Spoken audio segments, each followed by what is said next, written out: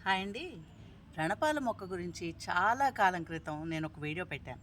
అయితే నాకు అప్పటికి ఇంకా ఎడిటింగ్ కూడా సరిగ్గా రాదు. కొంచెం ఫాస్ట్‌గా వచ్చేసింది.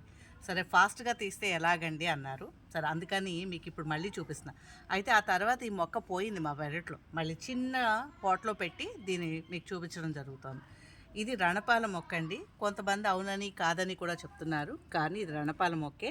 ఇది చిన్న అంటే ఆకు చివర నుంచి కూడా మొక్క పుడుతుందనమాట. ఒక్కసారి ప్లాంట్ చక్కగా చూసుకోండి. అది చూసారా? ఇప్పుడు క్లియర్‌గా కనపడుతోందా? ఇది షుగర్ వాళ్ళు బాగా యూస్ చేస్తారండి. అసలు చాలా అనారోగ్యాలకి చెప్పాను కదా, 100 అనారోగ్యాలకి ఈ ఆకు తినడం వల్ల, తీసుకోవడం వల్ల ఎంతో మేలు జరుగుతుందనమాట.